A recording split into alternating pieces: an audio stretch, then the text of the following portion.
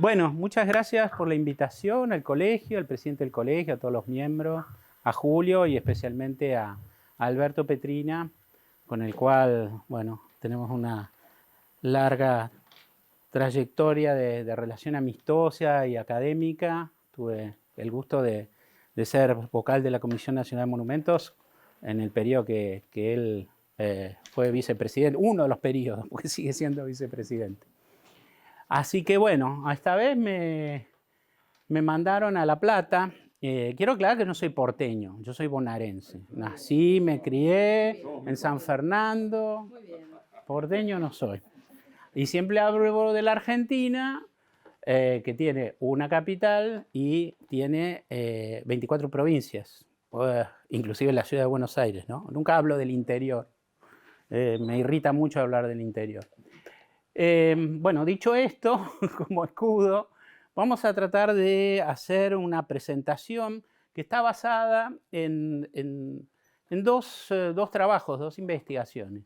Uno que hice con la arquitecta Claudia Smith, que somos colegas, profesores en la Universidad Torcuato Di Tella, que realizamos para un libro que se llama Alemania-Argentina, la cultura moderna de la construcción. Y después, en un trabajo también de investigación que hicimos, aquí está presente Roberto Ciafardo, en el momento que trabajamos desde la Comisión de Monumentos para armar una presentación a Patrimonio Mundial de dos capitales, por esta es la otra capital, de la cultura de la modernidad, el eclecticismo y la inmigración. Al final vamos a hacer una pequeña presentación sobre ese proyecto que está, bueno, en espera, ¿no? Todo lleva su tiempo. Bueno, ¿qué le puedo decir si son todos platenses? Pero empecemos. Avanti.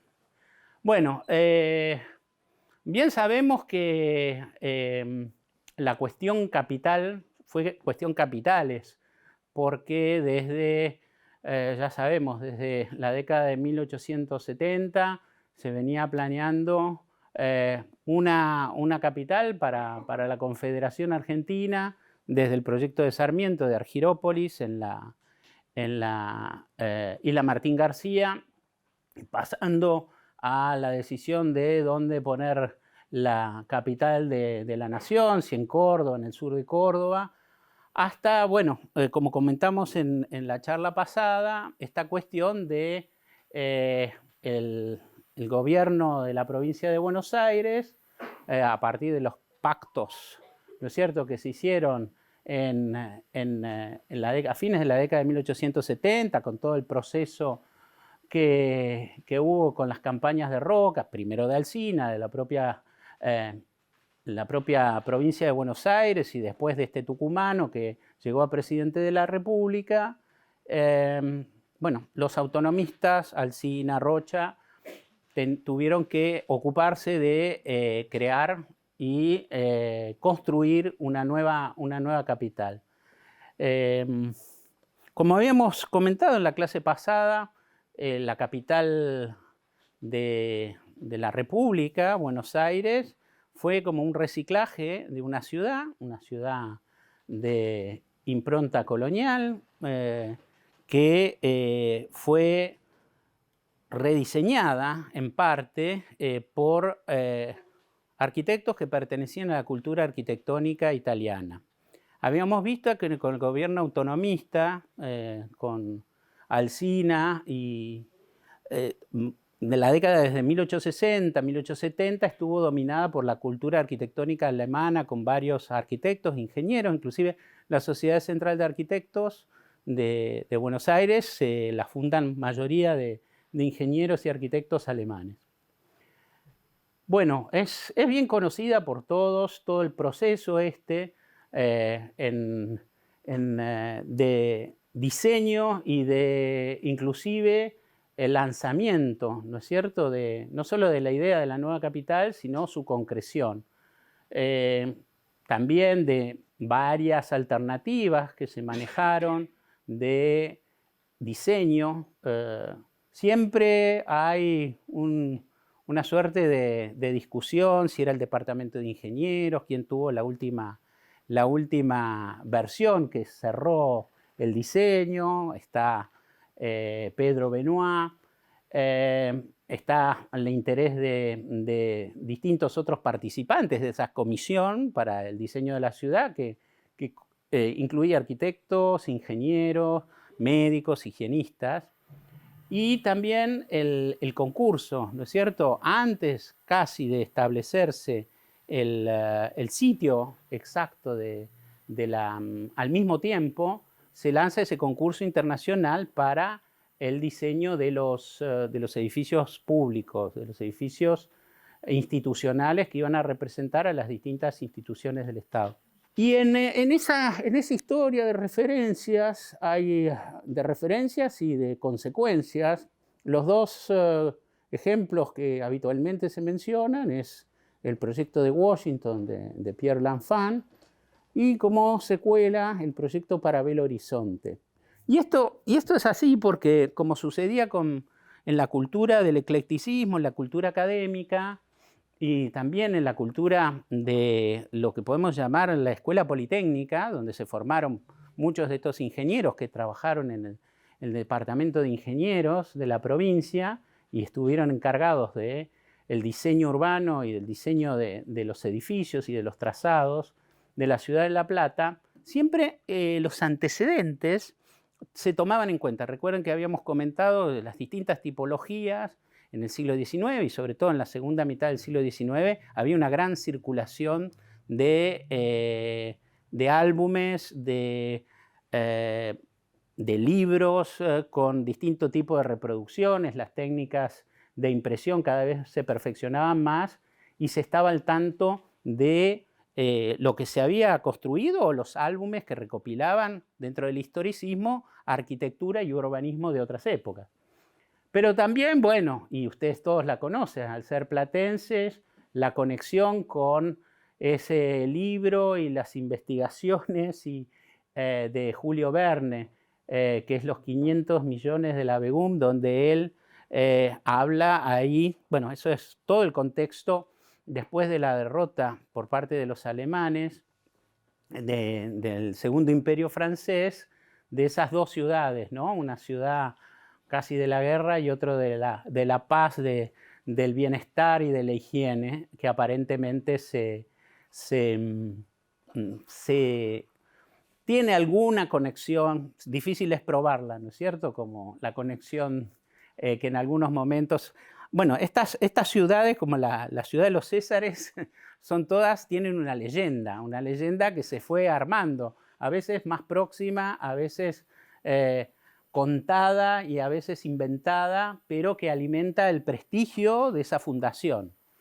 Y una de las cuestiones que, digamos, la primera consagración, como ustedes saben, se realizó en la exposición de 1889, en el famoso pabellón argentino, diseñado por un arquitecto francés que se llamó Concurso, el arquitecto Balloux, que después se desarma y se reconstruye en la ciudad de Buenos Aires, en la Plaza San Martín, donde, bueno, se exponían todos los adelantos y todos los frutos de la Argentina, desde los frutos de la tierra, pasando a los frutos de la producción y de la producción argentina y de los logros que estaba teniendo la República Argentina. Y entre ellos, bueno, se presentó el plano de La Plata en relieve, narran las descripciones, fotografías, hubo distintas presentaciones, se le dio un premio al proyecto de la ciudad, que ya estaba en marcha y estaba a todo ritmo construyéndose.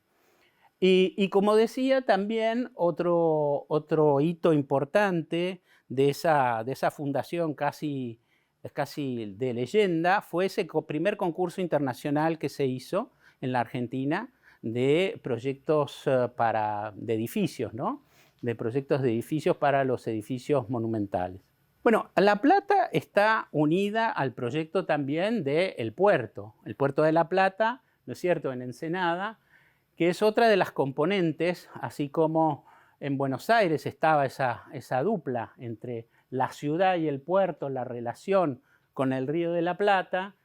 En el caso de la ciudad de La Plata, es también forma parte de todo un proyecto integral, ¿no es cierto?, de comunicación. El ferrocarril con el hinterland, ¿no es cierto?, inclusive la relación con la ciudad, la capital de la República, y con el resto de las pampas que empezaban a colonizarse, y el puerto, que era uno de los elementos, inclusive es un proyecto casi en paralelo con los debates de Huergo y de Madero respecto del puerto de Buenos Aires.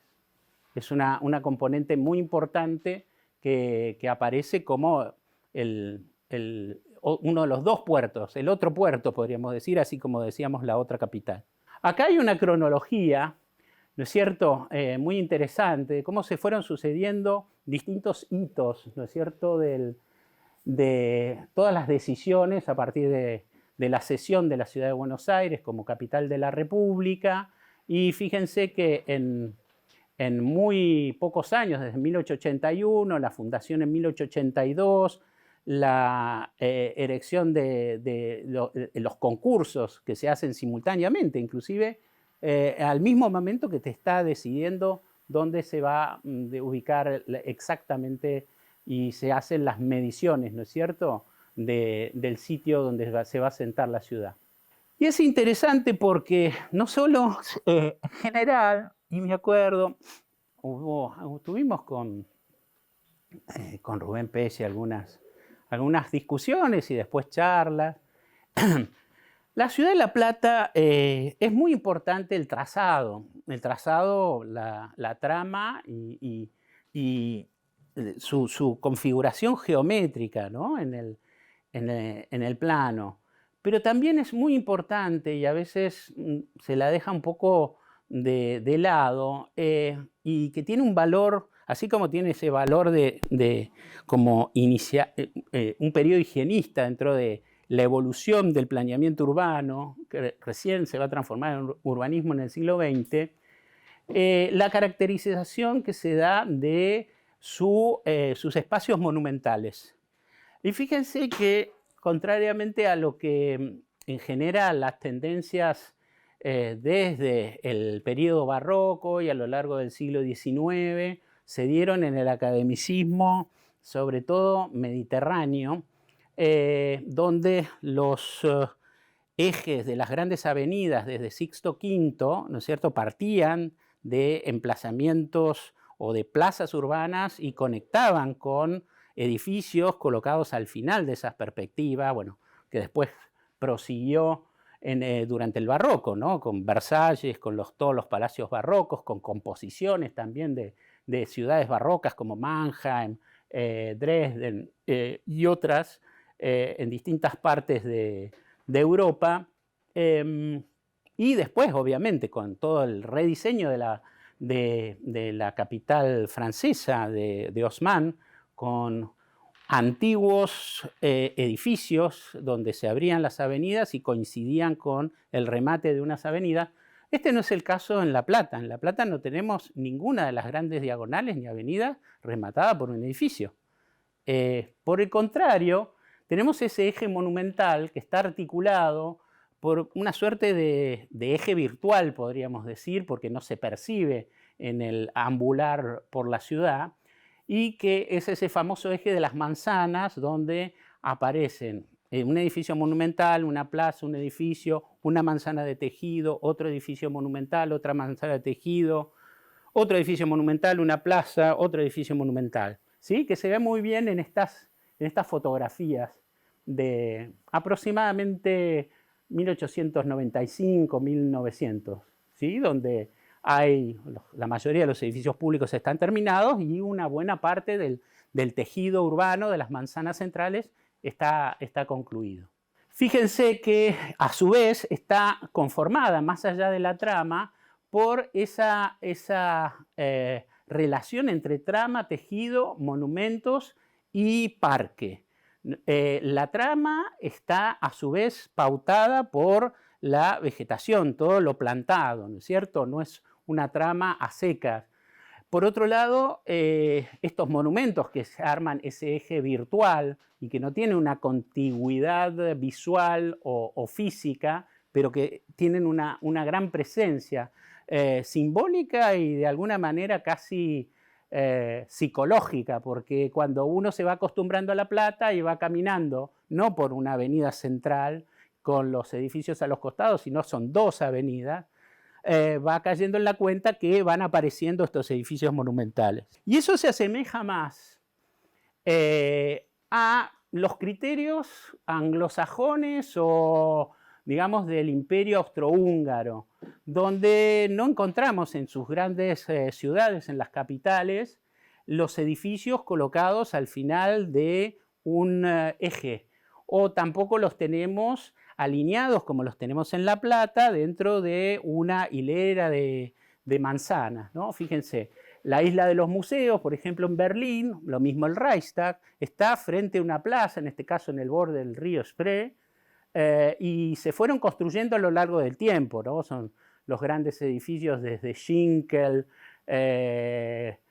von Klenze, hasta terminar en 1900, y sí algo que conecta a La Plata con este otro planteo, que es el Ring de Viena, donde hay lo que era la antigua muralla, que se demuele en muchas ciudades europeas, lo mismo que en París, y se abre todas las avenidas periféricas, y se van colocando los distintos edificios representativos de los poderes del Estado a lo largo de ese eje, inclusive quebrado. No hay contigüidad visual tampoco en Viena, ¿no? Es como un concepto que aproxima esta idea de los grandes monumentos alineados, pero de una manera muy distinta a los que preconizaba la Academia de Beaux-Arts, el gran academicismo italiano, francés, ¿no es cierto?, que nace en el barroco fundamentalmente, en el siglo XVII y continúa hasta principios del siglo XX. Y que va a ser un poco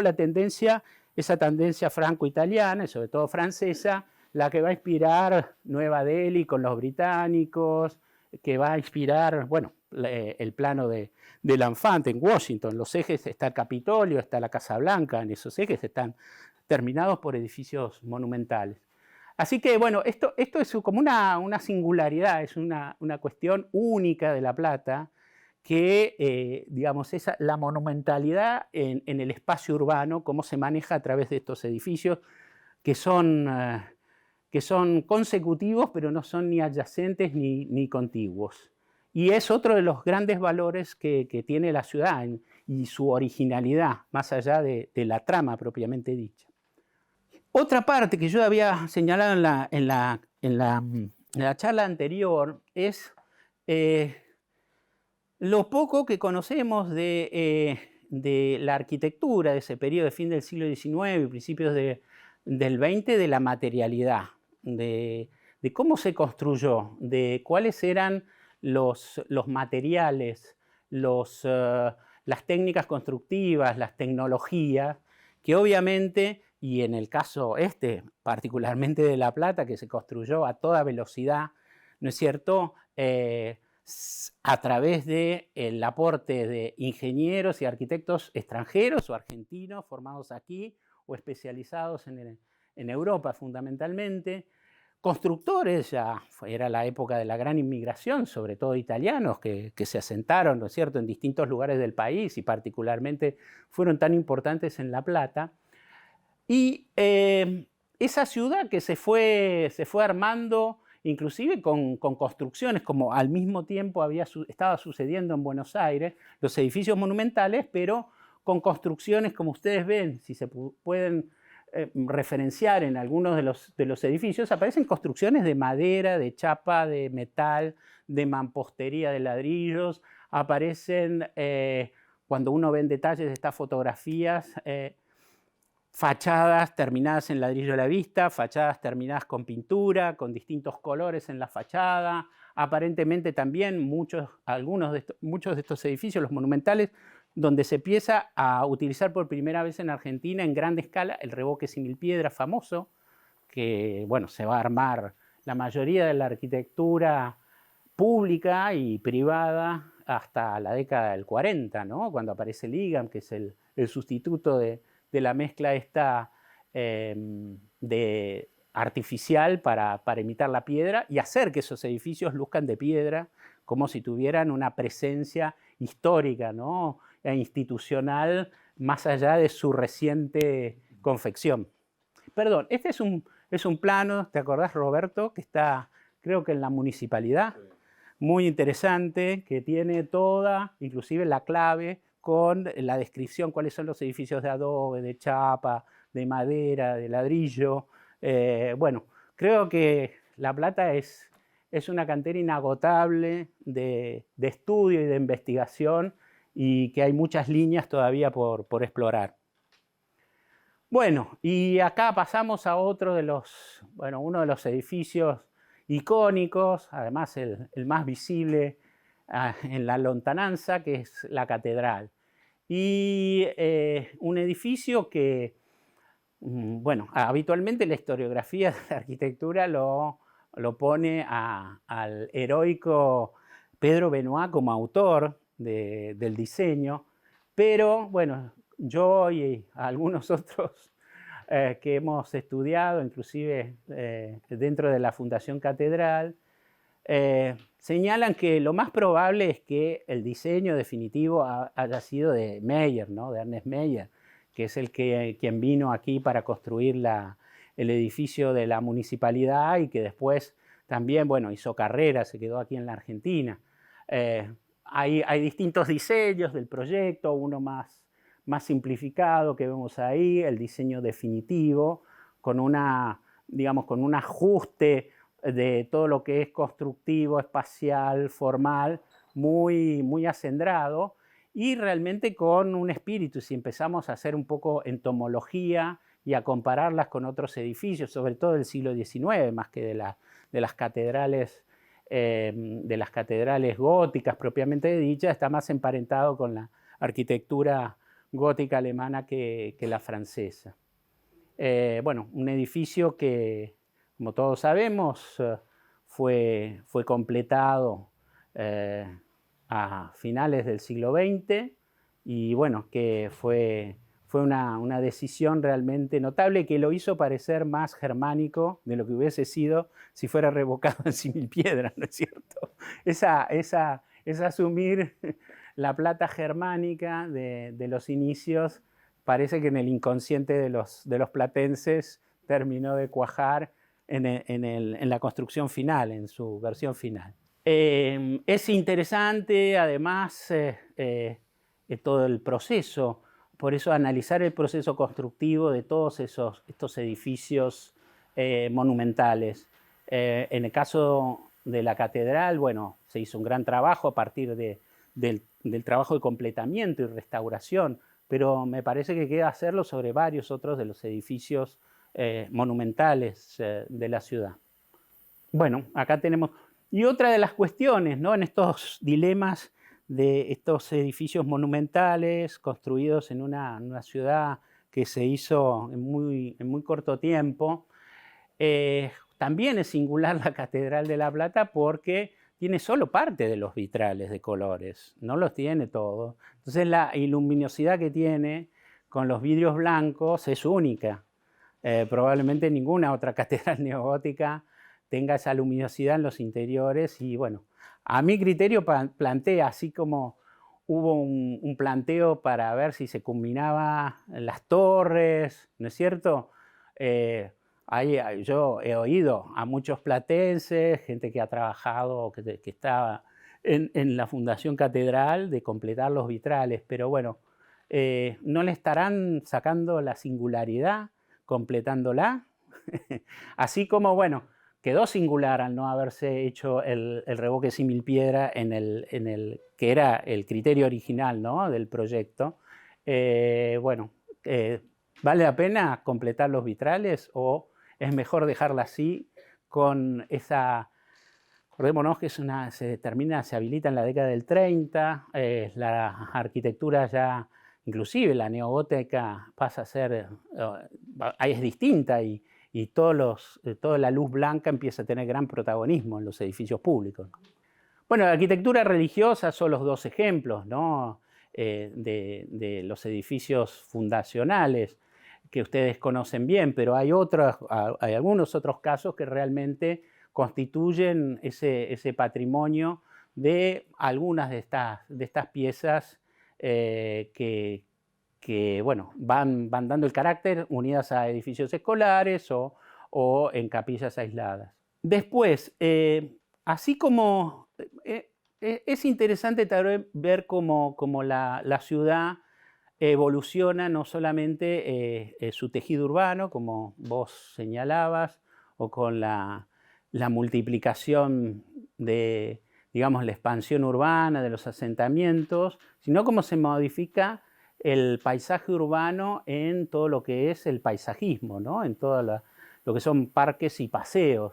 Acá, por ejemplo, vemos un poco la evolución de la Plaza Moreno a lo largo del tiempo, cuando tenía un monumento, cuando después tiene la fuente en la década del 20, un proyecto que no se hizo en la década del 30, probablemente bajo manos de Alejandro Bustillo, para construir dos pabellones, para darle, digamos, para tratar de controlar un poco la escala, ¿no es cierto?, infinita de la Plaza Moreno, diseñada por un ingeniero. Y aparece un arquitecto para completarla. Y bueno, y su situación actual, lo acertado de la construcción de los dos edificios, ¿no es cierto?, municipales, ahí a fines de la década del 70, principios de la década de 1980. Fíjense, bueno, esto es fruto de un estudio que hicimos en el programa de posgrado de la Universidad de Itela hace 4 o 5 años, creo que fue el año de la pandemia, analizando, tomamos el caso del edificio del Palacio Municipal para estudiar sus valores y estrategias de preservación, y este es un estudio de la evolución de la Plaza Moreno a lo largo de las décadas, ¿sí? Cómo se fue completando tanto en su parte, en el tejido, ¿no?, o en el completamiento de los monumentos, como también en el trazado de la parquización de la plaza propiamente dicha. El Palacio Municipal, este edificio, que es uno de los que salió fruto del concurso, ¿no es cierto?, junto con el Palacio de la Legislatura, es la obra de Hubert Stier, probablemente el más destacado de los arquitectos alemanes que participó en estos concursos de Hannover, y el edificio realmente se inscribe en lo que era la cultura arquitectónica de ese momento. El concurso fue en 1882, justamente, ahí fines del 81 se hacen las bases, el 82 se lanza, y habían transcurrido apenas 10 años de la reunificación del Imperio Alemán. Y en esa cultura alemana, la de Bismarck, la de reunificación, así como la de Risorgimento en Italia, se buscó crear o tratar digamos, el ambiente arquitectónico, los diseñadores, así como después pasó con el Verbum para llegar a la Bauhaus. Se trató de tomar nota de 3 o 4 versiones o estilos del pasado. Obviamente el medieval, tan importante para Alemania, pero también el neorrenacimiento, que ellos lo llaman Rundbogenstil, que es de los arcos redondos, ¿no es cierto?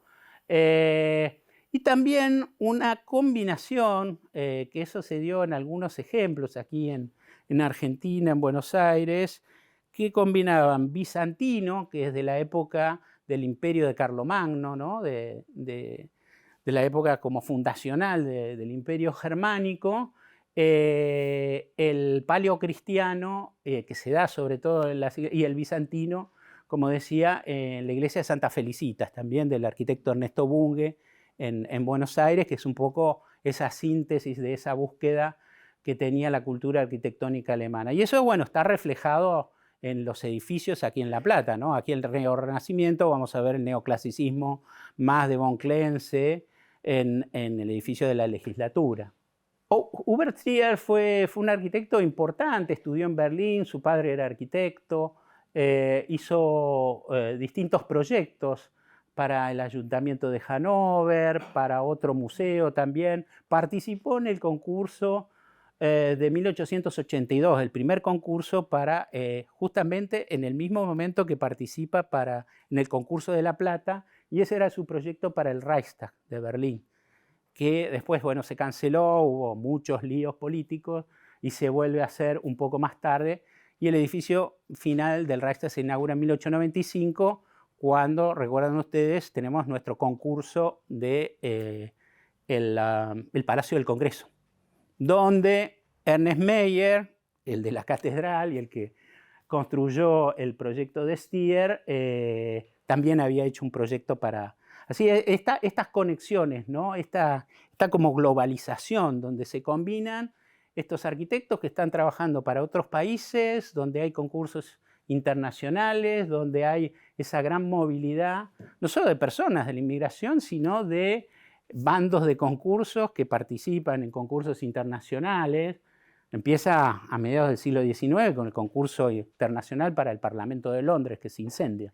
Y en este caso, entonces, bueno, la arquitectura de La Plata está dentro digamos, de ese clima político, económico y de cultura y arquitectónica global con distintos protagonistas, ¿no?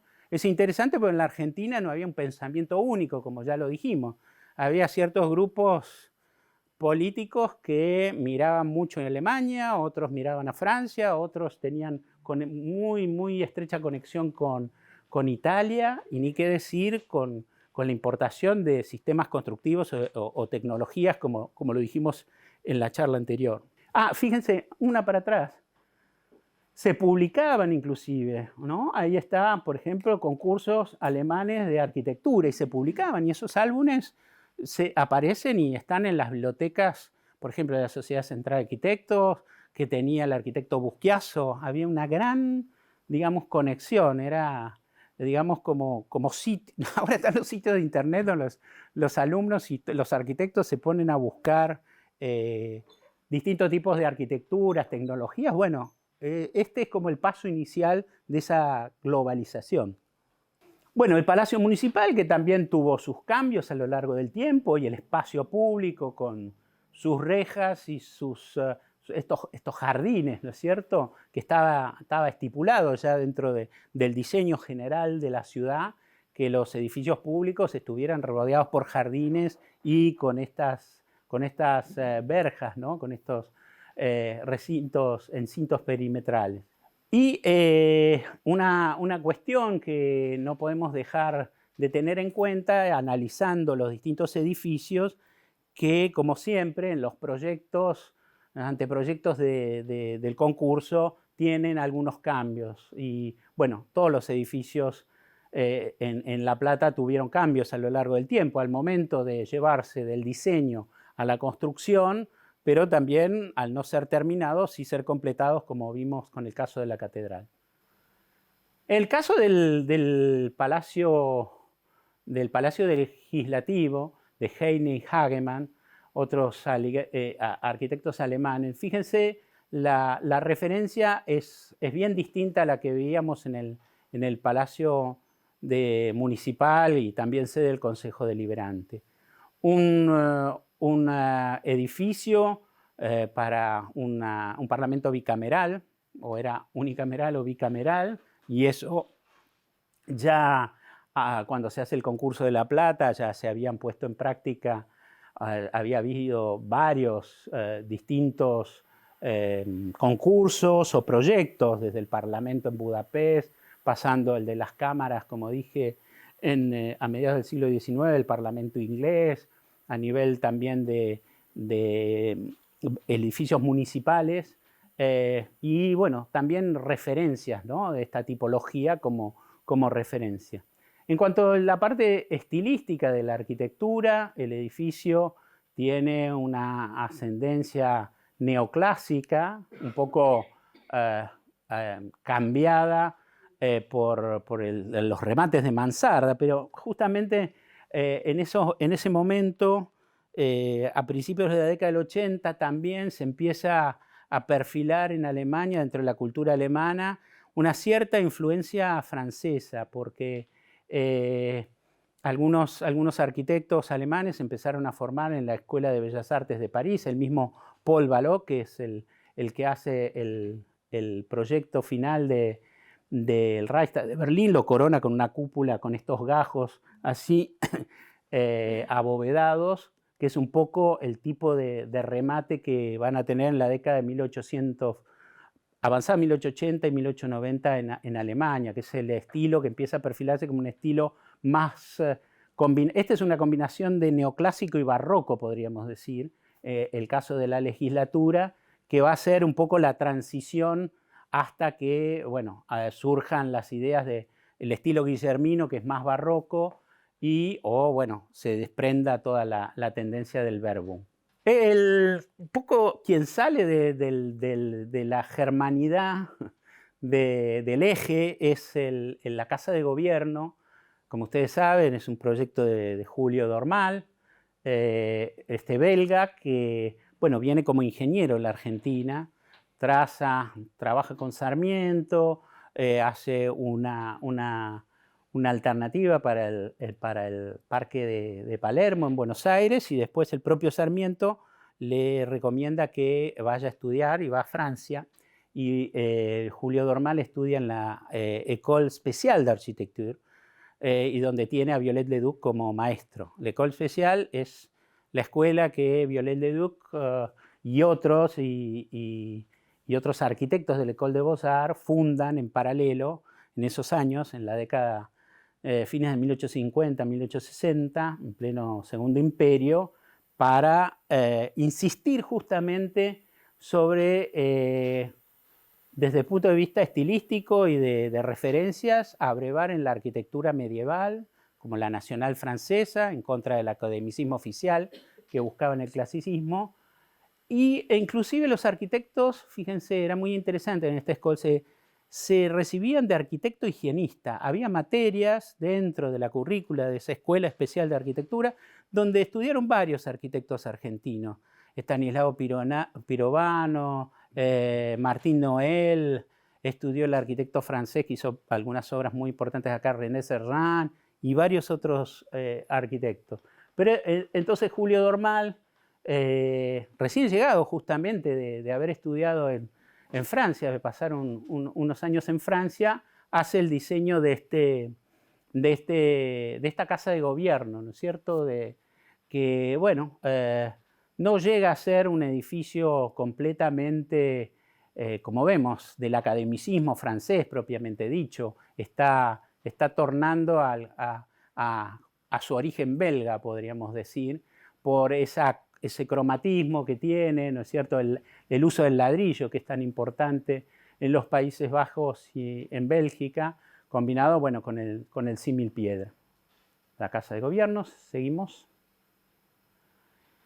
Y también entre los edificios, bueno, en relación con la casa de Gobierno, como ustedes saben, tuvimos la Casa del Gobernador por detrás, también dentro de la arquitectura que tiene el Palacio de Gobierno, que se cambia, como ustedes saben, en la década del 30, con el inefable Alejandro Bustillo, llevándolo a una arquitectura de inspiración francesa del siglo XVIII, a pesar de que, bueno, las proporciones son completamente diferentes, ¿no?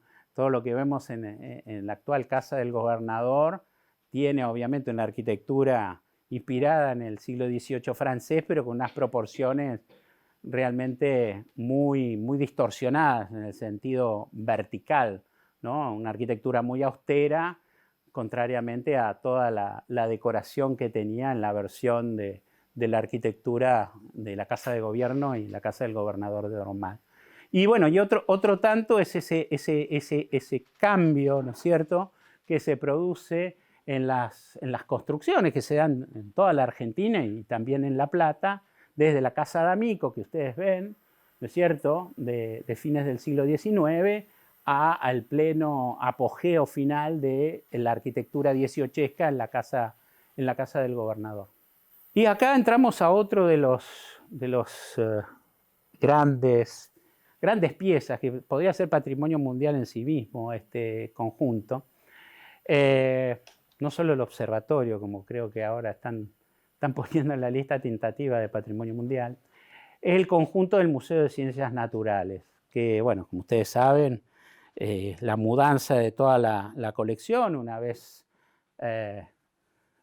salido el gobierno de la provincia de Buenos Aires a la ciudad de La Plata, queda en manos del Perito Moreno como director y del arquitecto sueco Haber, que ya había trabajado, fue uno antes que Francesco Tamburini había sido como el director general de arquitectura, de obras públicas de la Nación, hizo diseños y construcciones en Entre Ríos, en la época, al final del periodo de la Confederación, con inclusive uno de los pabellones de la Casa Rosada, y Heinemann, un arquitecto alemán.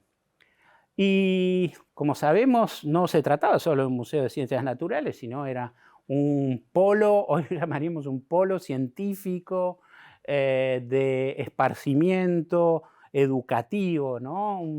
Algo que no tiene comparación con cualquier otra propuesta de museo de ciencias naturales en el mundo. Porque, bueno, ubicado en el bosque, además de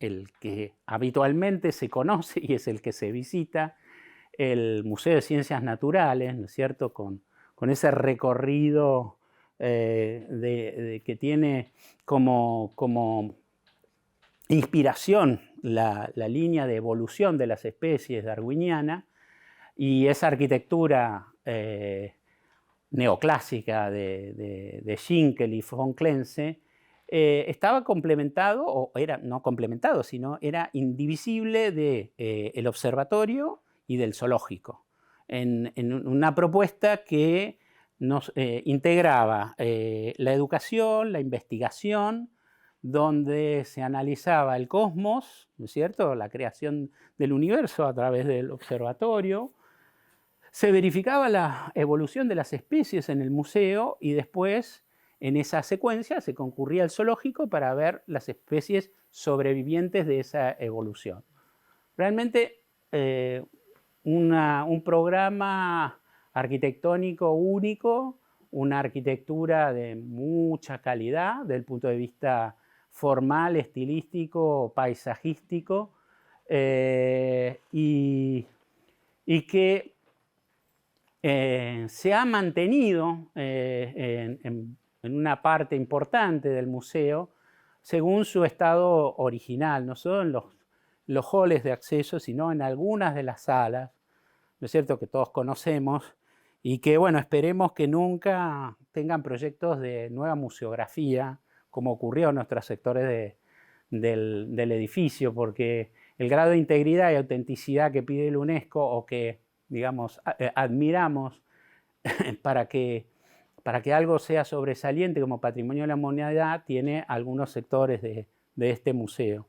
Siempre está la tentación de una modernización, de una modernización pedagógica para llegar o de comunicación. Pero todo eso se puede hacer con las técnicas hoy virtuales, ¿no?, de iluminaciones, de proyecciones, etcétera, etcétera, que no hubo desde la década de 1980, más o menos, que empezaron las intervenciones dentro del museo y que hoy están envejecidas y realmente no se puede comparar con el valor, la dignidad y el interés que despiertan estos otros espacios, ¿no?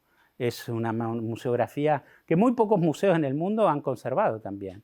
Si ustedes van al Jardin des Plantes, al Museo de Ciencias Naturales de Londres, ni qué decir el de Nueva York, que fueron planeados y diseñados en esta época, no existe este tipo de espacios, esta museografía que uno cree ver al Perito Moreno y a Darwin atrás de una de las vitrinas, ¿no? ¿no? Hasta los vidrios, ¿no? En los vidrios desparejos, frutos de, bueno, grandes paños de vidrio, que no estaba el floating, no existía en ese momento, y que tienen esa reverberación que forma parte de un valor cultural, arquitectónico, histórico excepcional. Bueno, como ustedes saben, más allá del eje monumental, en el cruce, que no me acuerdo cuál es la avenida, del Consejo de Educación y el de 13. la 13,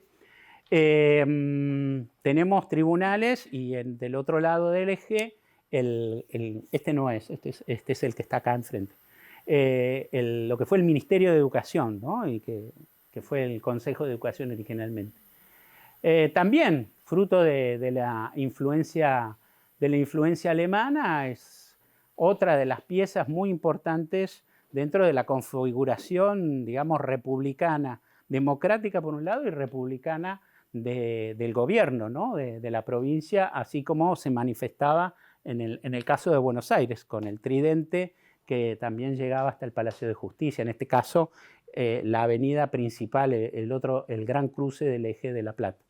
Bueno, y la arquitectura teatral, el teatro argentino, que es el primer gran teatro de ópera que se construye, se termina antes del Teatro Colón, ¿no es cierto? De impronta italiana, que lamentablemente se pierde. Y bueno, el Teatro Apolo, otro de los teatros iniciales. Después, hacia 1900, el primer teatro del Lago. Y por supuesto, siguiente, el Coliseo Podestá, ¿no? Que bueno, teatro, circo, multifunción, una gran pieza de arquitectura teatral, rioplatense, podríamos decir, que es esa mezcla de distintas influencias criollas y foráneas, y que tiene no solo el aspecto decorativo, sino el aspecto constructivo de todos esos techos de madera que forman parte de un gran patrimonio del periodo, ¿no? de las tradiciones constructivas. He tenido la suerte de recorrer varios de los techos de los edificios monumentales de la ciudad y tenemos distintas tecnologías. Es muy interesante cuando uno los estudia. Bueno, este es el caso de madera. En los que tenemos estructuras de hierro a veces aparecen, como había mencionado en la charla anterior, elementos estructurales producidos en Francia, en Alemania, en Inglaterra, ¿no? Todo ese eclecticismo tecnológico constructivo forma parte también de esa cultura arquitectónica que se terminó de coagular en ese apoteosis del eclecticismo acá en Argentina y particularmente en estas dos ciudades, Buenos Aires y La Plata. De parques y paseos, así como estuvimos viendo que como en la casa del gobernador, que hay un momento finisecular asociado a ese eclecticismo, a ese momento de reunificación alemana, reunificación italiana, al momento todavía que continúa de ese eclecticismo del Segundo Imperio francés y también del Risorgimento italiano. En la cuestión del paisajismo, de todo lo que es parques y paseos, también en La Plata hubo como dos momentos. Bueno, está el bosque original, ¿no es cierto?, que formaba parte de toda la propiedad de Pereira Iraola. Están en algunas fotografías antiguas, se ven las primeras plantaciones que coinciden un poco con lo que había propugnado Sarmiento en Buenos Aires de palmeras, que después prácticamente en la vía pública. No sé, a ver, pasá si está en esta. Estos son los monumentos. Bueno, si no, después las vemos, no importa. Hasta llegar a este paisajismo de las avenidas y las diagonales, con sus plátanos, con sus tilos, que aparecen un poco después del momento de la década de 1880, principios de 1890. Aparece hacia 1900 esas plantaciones que finalmente le dan el carácter final, ¿no? Así que también ahí se leen, aunque con una diferencia de 2 décadas, 2 estratos, digamos, de paisajismo, como lo vimos en la Plaza Moreno, ¿no? que cambió desde el original del trazado de 1880, ese fin del siglo XIX, a la versión 1900. Que ocurre también en otros lugares de Argentina, el Parque de Palermo, el proyecto que tenía Sarmiento, que siguió, ¿no es cierto?, con los distintos intendentes de Buenos Aires, cambia cuando viene Taís, ¿no es cierto?, en 1896, 97, que se instala en Buenos Aires. Bueno, la componente de los monumentos que como en todas nuestras ciudades, han cambiado de lugar y han sido reemplazados, como en la Plaza San Martín que vemos, la Plaza Italia, las nuevas, las esculturas del parque, otro componente que fue finalmente revalorizado a través de una declaratoria donde el arquitecto Petrina y Teresa Anchorena tuvieron mucho que ver hace unos años y que están dentro de la lista de monumentos históricos nacionales. Y otros edificios públicos que se fueron transformando o construyendo y vemos esa evolución, ¿no? Vemos ese edificio arriba italianizante, después, bueno, la transformación del pasaje Dardo Rocha, ya a principios del siglo XX, con una arquitectura que se vuelve más afrancesada, esta arquitectura italiana con alguna adición más barroca, nuevamente el clasicismo del siglo XVIII, ¿no? Distintos edificios administrativos en la ciudad, o los edificios para la educación, que, bueno, como en toda la Argentina, merecen un capítulo especial y en La Plata hay grandes piezas dentro de esa arquitectura para la educación. Particularmente interesantes son estos dos edificios de Carlos Algel. Carlos Algel era de origen alemán, era un arquitecto, no ingeniero, él quería que le digan, que tuvo mucho protagonismo justamente a partir de fines de la década de 1870 y sobre todo en la década de 1880 en diseño de distintas alternativas para edificios de arquitectura de escuelas primarias y secundarias. Bueno, el que ustedes conocen bien, el Liceo Víctor Mercante, fíjense ustedes que tanto en ese como en el Ministerio de Educación es una arquitectura que no termina de inscribirse en las escuelas palacio que habíamos visto de la época de Roca, con los arquitectos italianos como Tamburini. Es una arquitectura más austera, casi podríamos decir de la escuela neoclásica alemana, en el caso de la Víctor Mercante. Fíjense la austeridad de los interiores, ¿no es cierto?, de esa escuela. Y después, bueno, el despliegue de la escuela francesa, la escuela normal, que en la apoteosis del centenario, en el Ministerio de Obras Públicas, se hace un diseño, fíjense, de una arquitectura muy inspirada en los pabellones del Gran Palais, del Petit Palais, de la exposición de París de 1900. Fíjense, la planta, inclusive el auditorio en forma casi de teatro, ¿no?, de casino.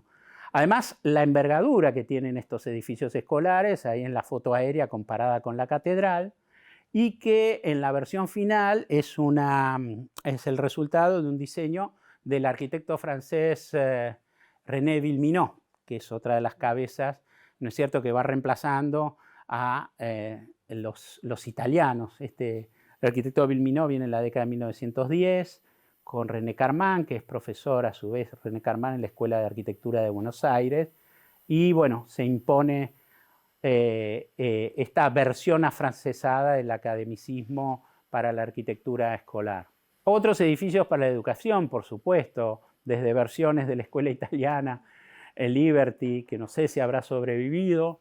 El tema de las escuelas italianas, como yo les dije la otra vez, en las sociedades italianas buscaban que los inmigrantes, hijos de inmigrantes, se reconocieran como italianos en ese resurgimiento, y se construyeron distintas escuelas y hubo, en las ciudades más importantes, hubo sedes de escuelas italianas, aquí también en La Plata. Y bueno, otra de las piezas muy importantes en el panorama educativo, así como tenemos el museo, es la sede de la Universidad Nacional de La Plata, fundada, como sabemos, por Joaquín Víctor González. Es la primera propuesta en esta parte del mundo, en Argentina, de un campus universitario, como ustedes saben, con arquitecturas de inspiración neoclásica, de inspiración italianizantes, más barrocas, completamente ecléctico, que conforman todo un conjunto, ¿no?, inclusive con sus áreas deportivas de vanguardia para nosotros, ¿no? En el mundo anglosajón era algo habitual, pero en el mundo latino no.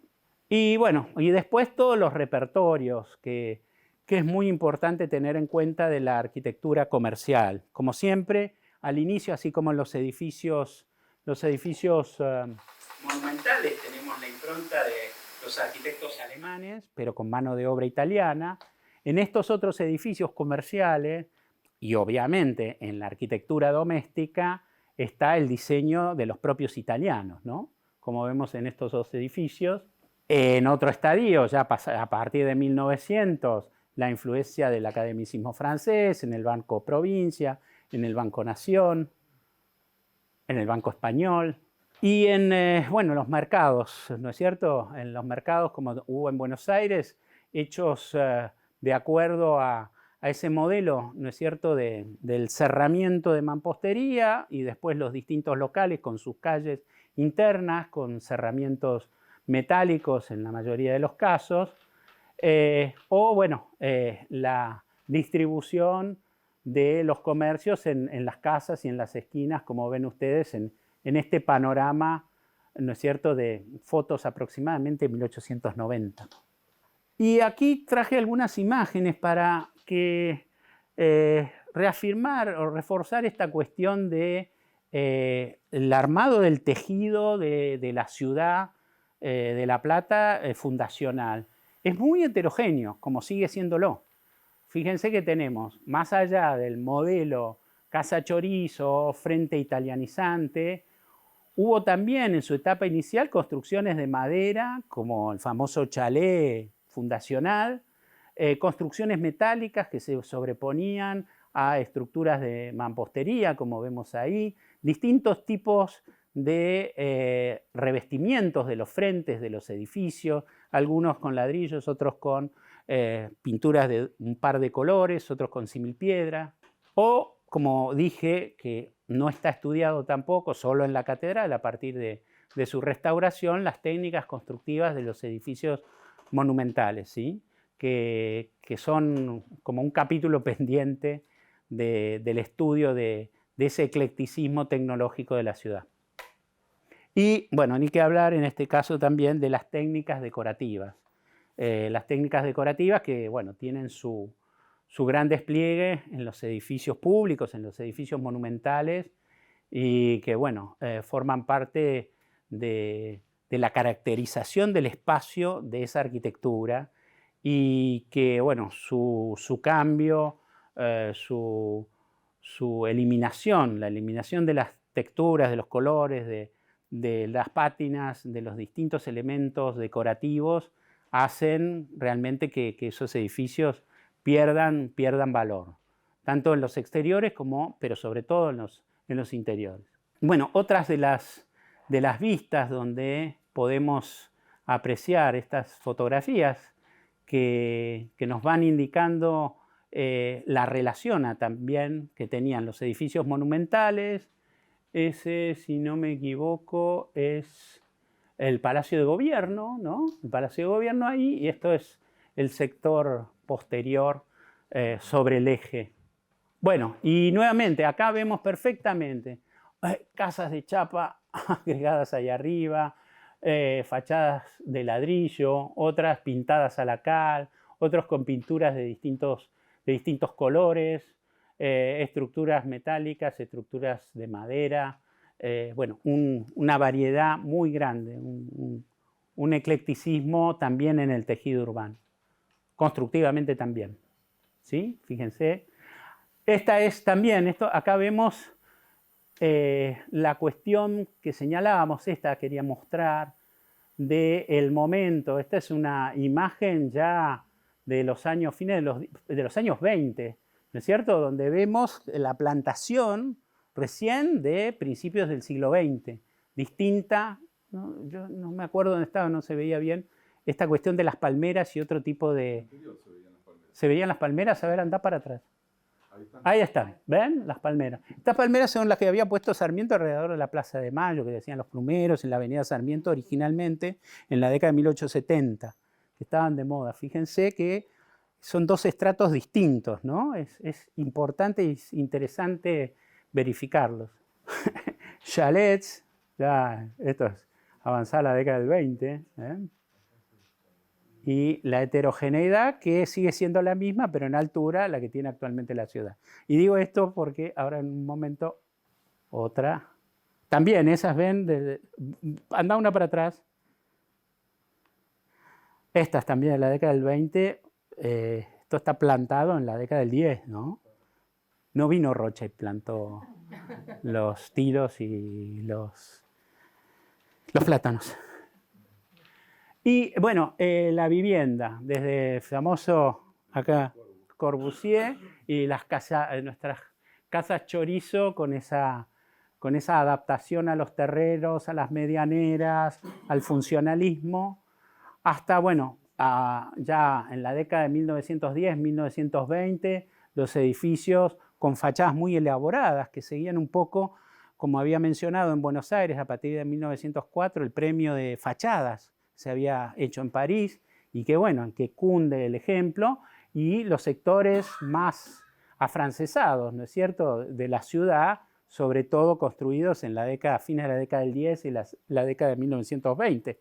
Son parte importante del tejido central, ¿no? Y otra tipología, bueno, no terminaríamos nunca de enumerar la variedad de tipologías que se ensayaron, se hicieron distintas versiones en la ciudad de La Plata, ¿sí? En paralelo con las de Buenos Aires, es como un muestrario interminable de tipologías de clubes para distintos deportes o para las sociedades de las distintas colectividades de inmigrantes. Y bueno, la arquitectura hospitalaria que tiene el Policlínico y el Sor María Ludovica, los dos hospitales más importantes. El cementerio, como buena ciudad argentina, no puede dejar de tener un cementerio monumental y como habíamos dicho, probablemente en Argentina tenemos los cementerios del punto de vista patrimonial más importantes con Italia, después de Italia, y todos construidos por italianos y con una definición de pabellones con arquitectura más que con monumentos escultóricos, ¿no? Son verdaderas ciudades, necrópolis, ciudades de los muertos con edificios para los muertos. Y bueno, para cerrar, la arquitectura ferroviaria que ustedes conocen bien, desde Meridiano Quinto, la primera estación que se transforma en pasaje, o la estación definitiva, ¿no? Fíjense, venimos de una arquitectura italianizante, pasando a la francesada de Meridiano Quinto, para terminar en la arquitectura británica eduardiana en la gran estación del Ferrocarril Sur. Y bueno, y también es todo otro capítulo, la infraestructura con la que surgió la ciudad, ¿no? Desde, obviamente, el puerto, el ferrocarril, como vimos, las distintas industrias, ¿no? Algunas de ellas que se montan talleres, las fábricas de ladrillo, etcétera, para construir la ciudad. O bueno, esta imagen nocturna es la primera ciudad de la Argentina en tener, como todos ustedes saben, iluminación eléctrica. Bueno, esto es como un pequeño resumen. La lista de Patrimonio Mundial de la UNESCO, como ustedes saben, tiene, podríamos decir, el 95% de las inscripciones de patrimonio cultural de la lista corresponden de la del siglo XVIII hacia atrás, ¿no es cierto? Hasta los trazados de los primeros Homo sapiens en África, las pirámides de Egipto, hasta, bueno, los palacios barrocos del siglo XVIII. Para casi nada hay del siglo XIX y del siglo XX, comparativamente. Bueno, lo que decíamos recién de la Casa Curuchet, que vos mencionabas, Julio, es excepcional. Y yo les diría que mucho menos de la segunda mitad del siglo XIX, no hay prácticamente nada, asociado a veces a la revolución industrial. Entonces, todo ese momento del eclecticismo, del academicismo, del historicismo, no está representado prácticamente para nada. Un país como Francia, que fue como la cuna y irradiación de toda esa cultura arquitectónica y urbanística, no tiene interés. Ustedes saben cómo, salvo el gran movimiento de Orsay, cuando se hizo toda la movida en la década de 1980, el interés en el Beaux-Arts y eso fue decayendo, y ni siquiera Francia tiene interés en presentar ejemplos de ese periodo de fin del siglo XIX y principios del XX, que no solo es, vamos pasando 2 o 3 imágenes de esto, que fue conformando la imagen de ciudades históricas, ¿no es cierto?, en distintos países de Europa, de edificios públicos, bueno, de tipologías variadísimas como la teatral, de la que habíamos hablado, de el rearmado de capitales, París, Viena, el Nuevo Berlín, todas las intervenciones a la Roma milenaria que hizo todo como capital italiana, ¿no? A partir de 1870, pero también nuevas capitales, Nueva Delhi, bueno, Roma, como dije, la de las colonias francesas como Hanoi, Pretoria, que hicieron los británicos, Canberra en Australia. Bueno, a partir de eso y de también otras presentaciones que hubo. Buenos Aires, por un lado, primero La Plata, en un par de oportunidades, para registrar su trama como patrimonio mundial, que, bueno, como ustedes saben, hubo siempre un problema. Bueno, tenemos la trama, pero ¿qué le pasó al tejido? ¿No es cierto?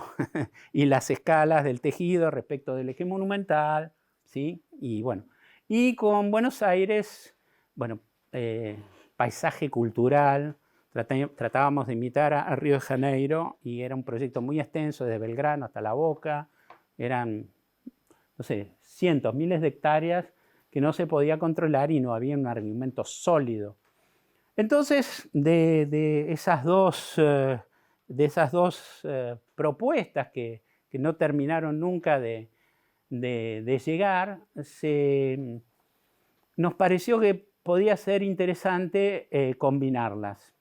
Y hacer una propuesta, así como decía Julio, que está las series actualmente de moda en la UNESCO, ¿no? El Capagnán, la obra de Le Corbusier, la obra de tal, sitios así con series inclusive que no son contiguos, están miles de kilómetros unos de otros. Archipiélagos patrimoniales. Y bueno, y una propuesta de 2 capitales, la modernidad, el eclecticismo de la inmigración. Con este argumento de excepcionalidad que es en ninguna ciudad, ni ninguna otras 2 ciudades simultáneamente, se realizó una capital ex novo, la renovación de una ciudad histórica como capital, un equipamiento o un trazado en el caso de La Plata, un equipamiento de arquitectura pública sobre todo, de paisajismo, de infraestructura, como se dio en estas 2 ciudades, ¿no es cierto?, hermanadas de nacimiento como capitales. Bueno, y aproximadamente ven a ustedes ahí los archipiélagos. En Buenos Aires, ¿no es cierto?, con los edificios y las islas amarillas, y La Plata, parte de la trama de La Plata, pero también parte de el eje monumental, por supuesto el bosque, y estos edificios, porque además es una colección de tipologías arquitectónicas. Ahí está, las 2 imágenes, ¿no? La Avenida de Mayo y el eje monumental, bien distintos además. Es como que tenemos la colección completa, porque justamente es como el final de todo ese movimiento de la arquitectura occidental, que bueno, si vamos del historicismo va de Grecia y Roma, pero después sigue en el siglo XIX con este eclecticismo y donde se acentúa la cultura arquitectónica que se trabajaba sobre los tipos edilicios. Historia de las tipologías arquitectónicas de Nicolas Pevsner, ¿se acuerdan? Bueno, en ningún lugar del planeta se pueden verificar esa variedad y de escalas, porque tenemos desde el sistema republicano, el Palacio de Gobierno, el Ejecutivo, el Legislativo y el Provincial.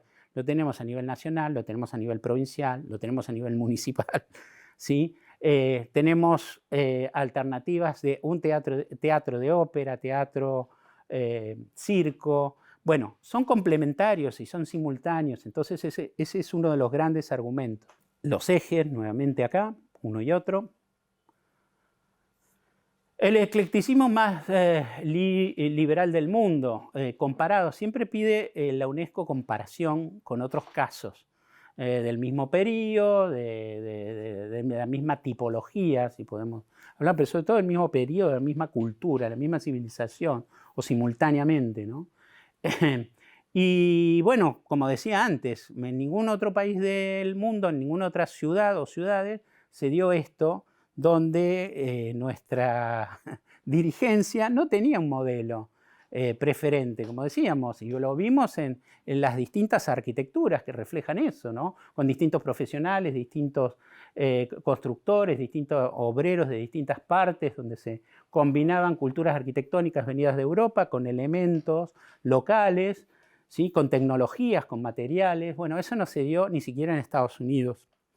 Y mucho menos en otras capitales, como veíamos, Nueva Delhi, lo diseñan británicos, le ponen algún elemento de la arquitectura hindú o no hindú, de los mogoles, ¿no es cierto? En algún sentido. Lo mismo sucede con la arquitectura que se hacía en Francia en esa época, en París de Oman era arquitectos franceses, constructores franceses, tecnología francesa, materiales franceses. Lo mismo en Italia, lo mismo en Alemania, lo mismo. Solamente aquí, en Argentina, y en estos dos casos, que son los más paradigmáticos, se dio ese eclecticismo tan liberal, entre comillas. Bueno, habíamos hablado en la saga del Teatro Colón, siguiente.